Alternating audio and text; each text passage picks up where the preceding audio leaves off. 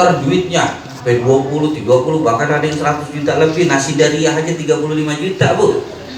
Ini giliran malamnya maulid, selamatan manggil ustaz, di amplopin gocap. Ya kurang ajar bener. Ya lah ustaz harganya kalah sama biduan.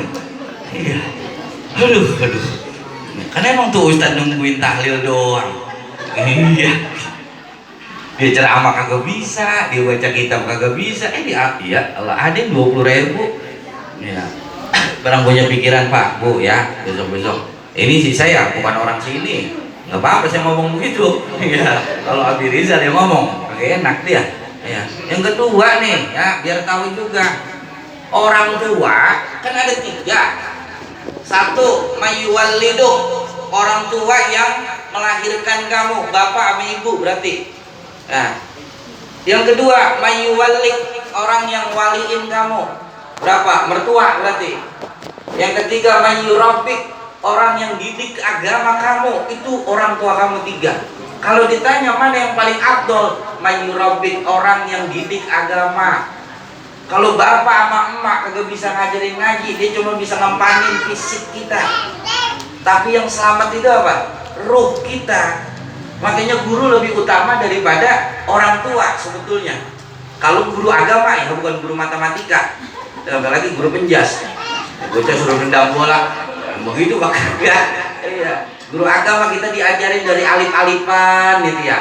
Ya, kalau orang dulu di sini sama kali ngaji ya. Alif kasroh A, alif kasroh I gitu ya. Mimda semat, ada setalam do malu, mata lu. Model-model begitu kalau orang dulu kan. Itu guru-guru yang begitu tuh perhatiin. Ini kadang-kadang kagak ngundang penceramah dari mana-mana. Wah, Allah amplopnya tebel. Ya, besek, kue, parcel. Gurunya sendiri di kampung. Besek man atur dan naik sepeda lagi. Allahu Akbar. Salah kita kadang-kadang. Besok kita mati, kita selamatan siapa yang baca doa? Lah makan dia. Lah itu penceramah mah dari mana? Itu ya. Jangan ini ya, guru-guru di kampung dulu benerin. Nah ini bulan Asyura, tempatnya kita banyak-banyak ibadah, banyak taat, banyak hal-hal yang terjadi. Yang pertama ada beberapa aja yang saya ungkap. 1, Nabi Adam bu. Nabi Adam itu kan digoda sama Hawa. Hawa digoda sama iblis. Kena tuh, disuruh makan buah yang dilarang. Jadi kalau kita ngaji tafsir nih bapak-bapak, ibu-ibu, buahnya buah apa? Penceramah biasanya ngomong buah khuldi katanya. Padahal di Quran sama di hadis nggak ada satupun yang nyebut nama buahnya buah khuldi. Nah, itu dia dari mana? Ngarang. Iya, biar kelihatan ada bahan dia ngarang ceramah. Padahal kagak ada. Quran cuma bilang syajaratul khuldi. Syajarah artinya pohon, al-khuldi artinya kekekalan. Itu pohon kalau buahnya dimakan nanti kamu kekal abadi, nggak mati Adam, kata iblis. Itu nama buahnya apa, nama pohonnya apa, wallahu a'lam. Tapi kalau kita ngaji tafsir itu nggak lebih dari at-tufah. Tufah itu apel ya. Terus inam atau di bahasa lain karom, anggur. 2 itu, ada yang nyebut juga hintoh, gandum. Tapi biasanya 2. Makanya turunan Nabi Adam sama turunan Hawa giliran ada anggur berebut dia. Ya coba dah, kata ibu-ibu kagak bapak-bapak kalau tahlil. Kalau giliran ada anggur, buah. Buah. Gue di belakang lagi gak dapat anggur. Kalau gitu. Ya, kenapa? Emang dulu bapak kita pada doyan anggur. Itu nurunin. Adam turun bu sama Hawa terpisah. Ada yang bilang 100 tahun bu kagak ketemu sama bini. Laki biar dia katanya pinter banget pak, duitnya banyak, kagak ada bininya jadi goblok. Lah coba dah ibu-ibu pulang ke rumah orang tua 3 hari, melongo aja tuh laki ya, melakunya doang soalnya gila, lagunya kayak Fir'aun, kagak ada bini aja melongo aja. Iya, apalagi ditaruh anak puyeng kepalanya. Dan Nabi Muhammad aja kapan Khadijah meninggal sedihnya luar biasa, puyeng. Itu Nabi, dan lagi kita ponakan Nabi juga bukan. Jadi Nabi Adam turun bu, pak, itu badannya hitam. Nah ini, kalau kita mau tahu Orang yang suka berbuat dosa itu mukanya kelihatannya hitam, gelap. Tapi kalau orang ahli ibadah itu mukanya terang gitu, dilihat enak. Tapi kalau orang dosa mulu, mukanya asem aja asem. Pagi-pagi udah ada kopi mau pisang goreng masih merengut ya. Kelihatannya gelap gitu. Nah, Nabi Adam itu dulu gelap badannya dia. Nabi Adam itu kan dinamakan Adam. Adam itu bagian tanah yang paling atas berwarna putih kecoklatan. Itu bahasa Arabnya Adam. Karena memang Adam bersumber dari tanah. Pas turun ke bumi, surga sama bumi kan beda. Di bumi ada matahari panas, kena. Nah, ketika hitam ini karena tadi ada kesalahan juga, Adam doa sama Allah, ya Allah ampunin dosa saya. Ini bagaimana caranya biar kulit saya balik lagi kayak dulu waktu di surga. Jibril turun, Adam kamu puasa 3 hari. Adam puasa hari pertama putih dari telapak kaki sampai lutut, Bu. Puasa hari kedua dari lutut sampai perut. Hari ketiga dari perut naik sampai semua kepala. Seluruh badan. Nah, 3 hari puasa putih. Itu yang kemudian nanti jadi syariat di Nabi kita, jadi Ayyamul Bid, puasa 3 hari di setiap bulan Hijriah. Makanya disebut Ayyam, hari-hari, Bid putih. Makanya ibu-ibu kalau pengen glowing, putih, bening, ya puasa rajinin. Jangan segala skincare dibeli. Emang ketahuan laki kita susah, ya nyari duitnya susah, minta beliin skincare mulu. Gitu. Ini bapak-bapak juga kalau lakinya, kalau bininya minta duit buat beli skincare jangan dikasih, Pak. Puasa aja lu, puasa sono. Ngerti gitu. Iya, puasa yang banyak. Ya kalau kagak beras tumbuk kayak orang dulu. Ya. Beras kencur. Itu Nabi Adam, Pak. Makanya kan kita mau lama di bulan Muharram gitu ya, Rajab, kita disuruh banyakin istighfar, minta ampun biar dosa kita diampunin. Terus yang berikutnya Nabi Nuh. Ya, Nabi Nuh. Tapi sebelum kita Nabi Nuh, Bu, ini pelajaran dari Nabi Adam begini ya. Setan itu keturunannya iblis. Jadi kalau kita ngaji dunia gaib, iblis nama aslinya Azazil. Setelah dia membangkang perintah Allah untuk sujud kepada Adam, dia berubah namanya jadi iblis. Iblis itu artinya makhluk yang dijauhi dari rahmat Allah. Iblis punya anak turunan namanya setan. Itu. Lah iblis bininya siapa? Ada yang pernah nanya nggak bininya iblis apa? Iya. Iblis atau setan, Bu, itu kagak punya bini, kagak punya laki. Sama kayak malaikat. Cuma kalau malaikat nggak ada alat kelaminnya, kalau iblis punya 2 alat kelamin. Ini kata ulama jelasin di kitab. Jadi kelamin laki-laki adanya di paha kanan, kelamin perempuan adanya di paha kiri. Kalau dia mau kawin, tinggal dia dempetin pahanya. Tak, nanti keluar telur. Jadi iblis nelor. Telur pertama yang dikeluarin dalam riwayat-riwayat itu ada 4. Itu telur ditaruh di 4 penjuru bumi sebagai simbol bahwa dunia ini akan dikuasai oleh anak turunan iblis. Makanya nyari orang soleh, apalagi zaman sekarang susah, Kak. Iblis, setan, sama jin itu beranaknya nggak kayak kita. Kita manusia lahiran paling banyak 3 kayak kucing. Ya, tapi kalau jin aja nih ya, jin sama setan beda ya. Jin itu minimal sekali beranak 9 sampai 10. Blojor. Itu sekali lahiran. Ya 10 anak. Lah kalau dia 10 kali lahiran, 1 jin berarti 100 anak. Lah kali. Udah gitu dia umurnya panjang-panjang. Itu. Tapi ya jangan gara-gara begini berarti di mana aja ada jin. Enggak, itu mah dipindahin. Enggak ada. Besok-besok jangan mau kencing gitu ya, numpang-numpang. Ya, numpang anak bagong mau kencing. Bagong aja dikata bagong. Iya. Iya. Baca doa. Iya.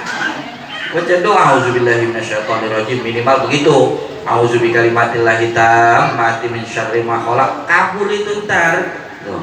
Itu silsilah setan. Nanti kan dia ada kementerian-kementeriannya. Ada setan bagian kementerian rumah tangga. Bawa anak kita melihat bini enak aja pak. Ya, begitu juga bini melihat laki gedeg aja. Oh gedemen aja. Itu ada setannya. Nanti di pasar begitu. Dari rumah kita pengen beli daster ini 2 potong aja. Nyampe sono bu ulah pulang sampai gembol. Itu ngapa perasaan kita kok berubah? Ada setannya di sana. Makanya masuk pasar ada doanya lagi kan gitu. Biar nggak keganggu itu. Jadi setan ini memang beda dengan jin pak. Kalau setan kagak ada dia yang Islam. Jadi jangan pernah berharap setan itu taubat ya. Di sampai hari kiamat dia udah pasti masuk neraka kekal. Kalau jin ada 2. Jadi wallahu a'lam, karena ulama beda pendapat. Jadi kalau ini api kayak api unggun gitu ya. Apinya ini Allah ciptakan setan, iblis dan turunannya. Jadi kalau ini api kita giniin kan anget ya. Nah, angetnya ini Allah ciptain jin. Dan dia beda. Makanya nanti kalau di Quran jin itu minnas solihuna wa minna duna dzalik. Di antara kami bangsa jin ada yang soleh, ada yang kagak. Makanya di Quran juga ada surah jin. Kenapa dinamakan surah jin? Karena itu merekam peristiwa bangsa jin. Satu riwayat bilang 7 jin, riwayat yang lain 9 jin dari daerah Nusaiban, kalau sekarang Persia, Iran, datang ke Mekah ngaji sama Nabi. Makanya di sana ada masjid jin kan ya sekarang. Nah dulu itu tempat mereka pada ngaji sama Nabi, ngaji Quran. Lah berarti jin ngaji juga ngaji. Ini juga di sini kali, kagak manusia semua. Ada yang jin kali lah, kita kagak tahu. Nanti ya. Jin itu artinya tertutup. Kalau setan, syaiton dari kata syatona artinya orang yang suka membelokkan alias bengkok.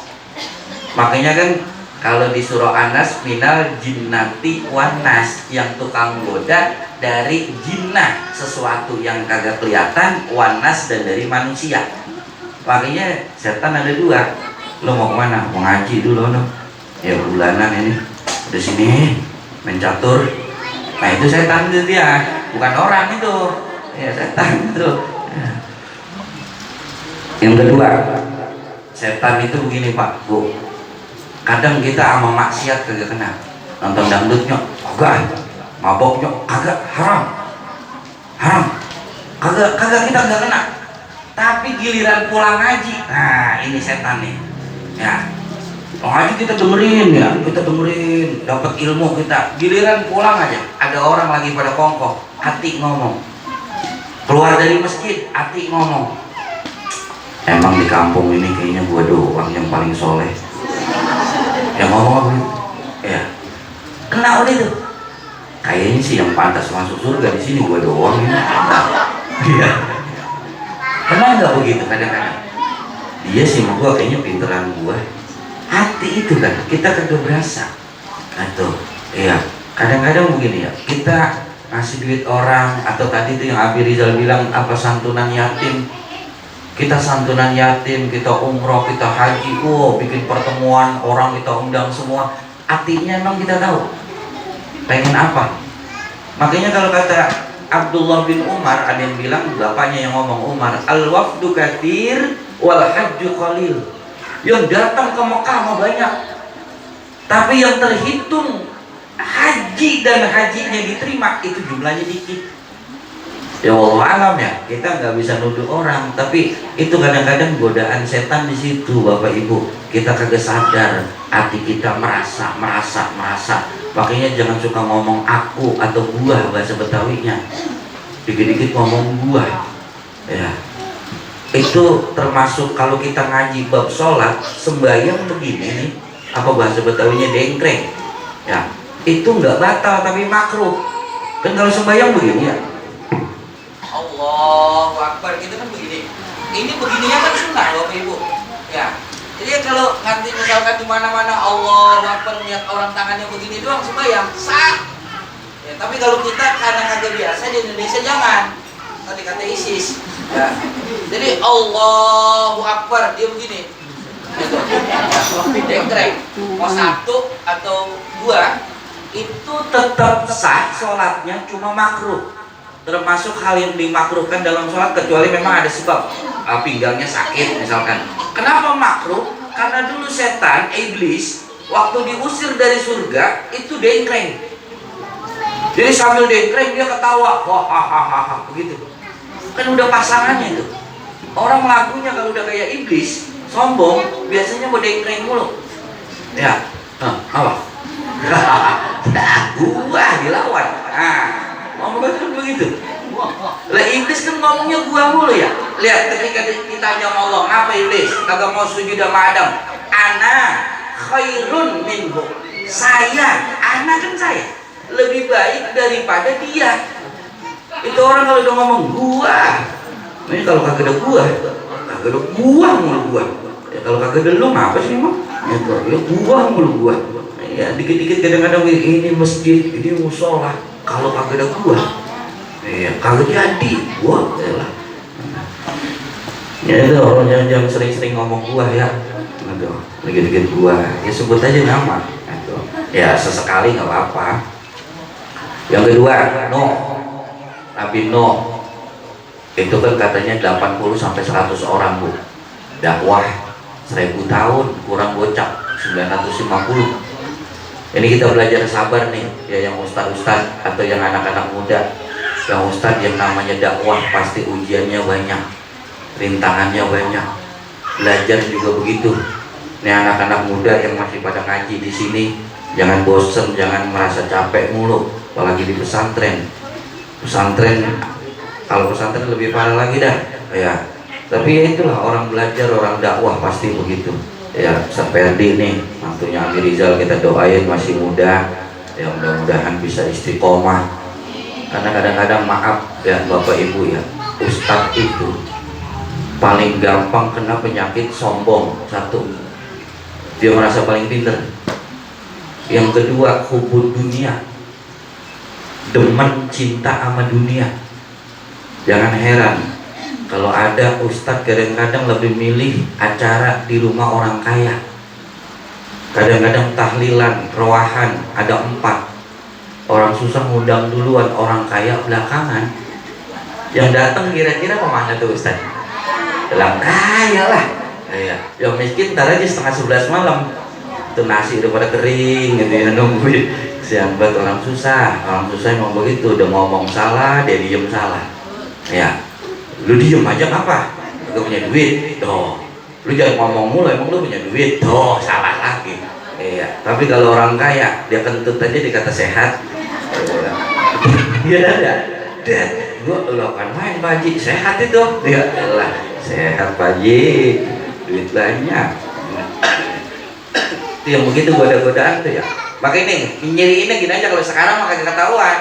Ya dibalut sama gamis, sorban, kan gitu ya, nggak ketahuan. Ntar di akhirat di padang mahsyar salah satu cirinya orang ustadz kalau tukang minta-minta suka mainnya sama orang kaya mulu, nyari duit yang kagak halal, itu partai-partai dideketin, itu mukanya di akhirat di mahsyar kagak ada dagingnya. Itu ntar di sana liatin kalau ada, wah lu tadi lo mau proposal mulu ya, ada gitu kagak ada. Iya. Kalau yang jalannya begini nih, entah di mahsyar apa namanya, punggungnya miring sebelah, begitu tuh jalan, itu punya bini 2, ya, tapi kagak adil sama bininya, itu, jadi miring sebelah.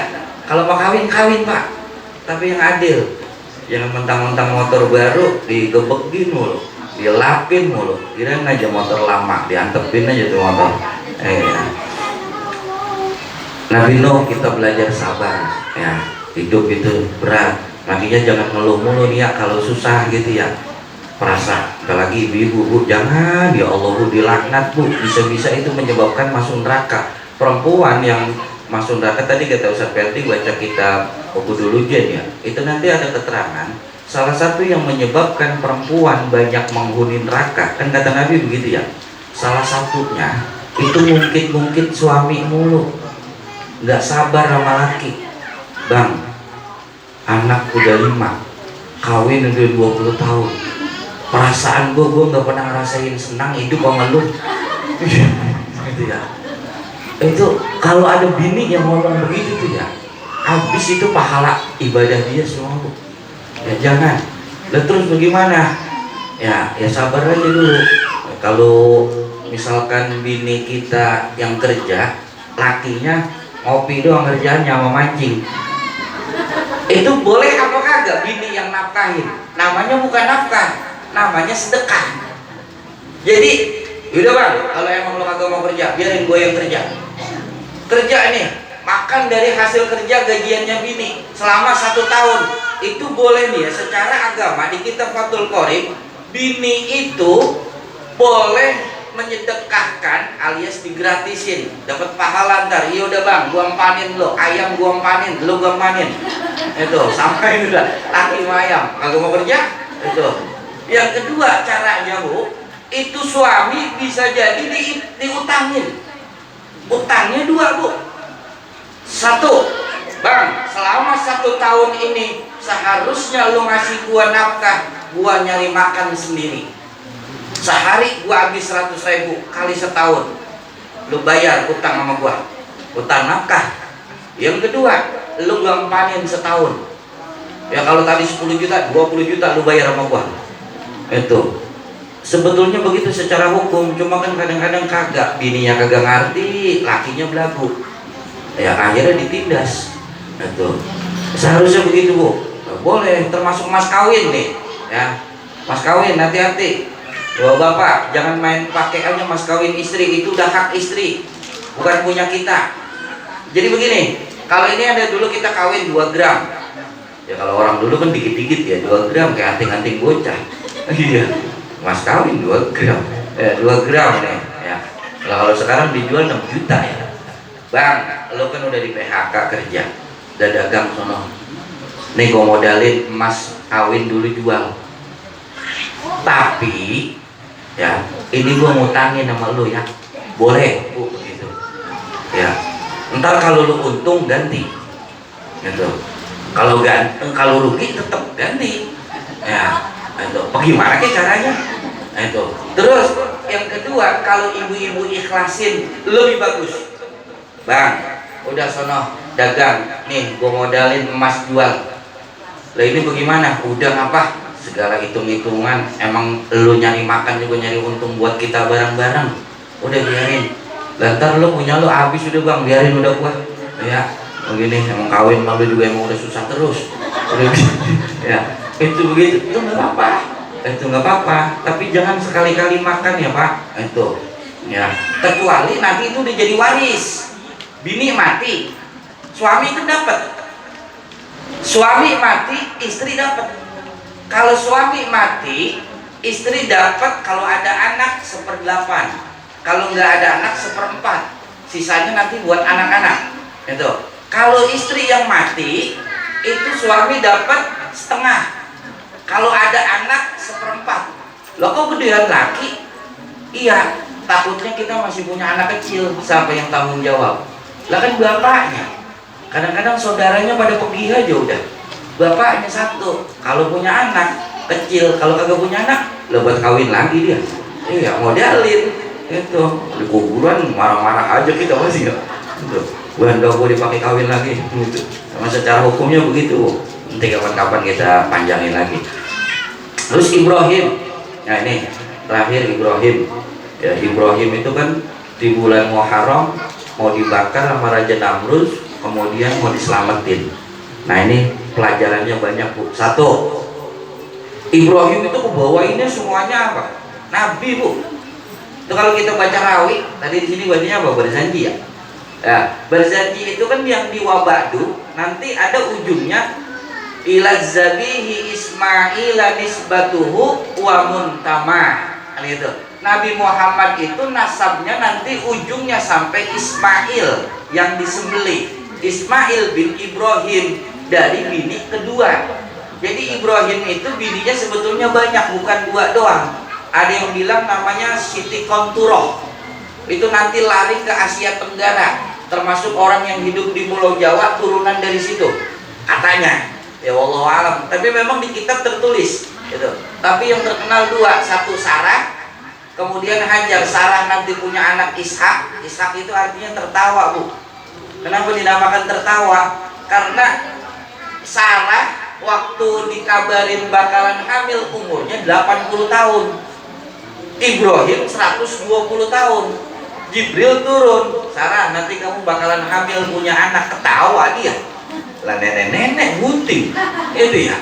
Tapi itu kuasa Allah. Benar ternyata hamil. Nah, dinamakan Ishak. Itu. Kalau bahasa bocah sekolah Ishak. Ishak Newton itu. Makanya dia nanti turunannya Yahudi, Yakub. Yakub punya anak 12 dari 2 bini. Ya, 10 diantaranya namanya Yahuda. Jadi itu Yahudi. 2 saudara, 1 emak, Benyamin sama Yusuf. Makanya yang akur di cerita Benyamin sama Yusuf.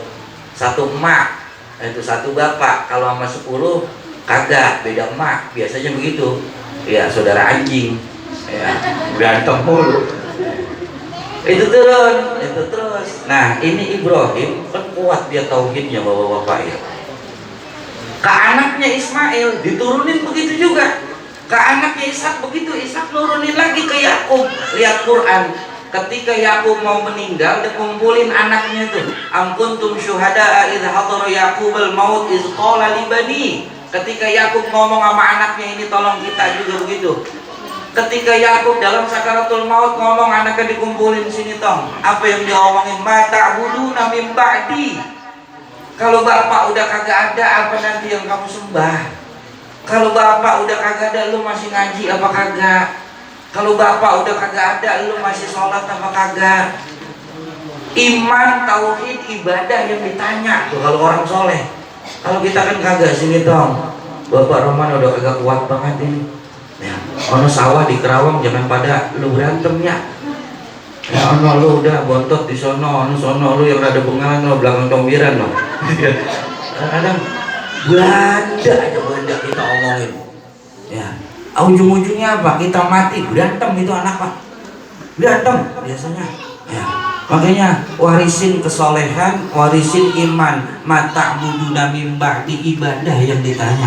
Jangan mata buduna mim ba'di, mata syrabuna mim ba'di. Kalau bapak emak kagak ada, lu makan apa tong? Kadang-kadang kita ngomong begitu. Apalagi di perempuan. Makanya perempuan makruh ya ziarah kubur atau ngikut nganterin jenazah. Ini tolong ya, banyak di wilayah Cilincing Utara itu kalau nguburin perempuan pada ngikut. Kalau orang ngaji kagak mau. Kenapa makruh? Urusan laki-laki. Kenapa makruh? Perempuan artinya kagak kuat biasanya. Apalagi kalau itu orang tua atau suaminya. Khawatir nanti dia niyaha. Niyaha ini hukumnya haram Bapak Ibu. Maksudnya gimana? Ibu-ibu nih begini, lakinya mati, nangis, rambut dijambak-jambak, bang, lu ngapa mati bang? Lu ngapa mati? Itu bocah bagaimana bang? Anak kita banyak masih kecil bang. Apa jadi sobek-sobek? Itu haram, begitu. Tapi orang nangis, boleh kagak? Boleh. Air mata jangan netes katanya. Sama apa kagak di sini? Ada. Ya kadang-kadang katanya keluarganya menyium, awas air mata lu jatuh. Emang apa? Ntar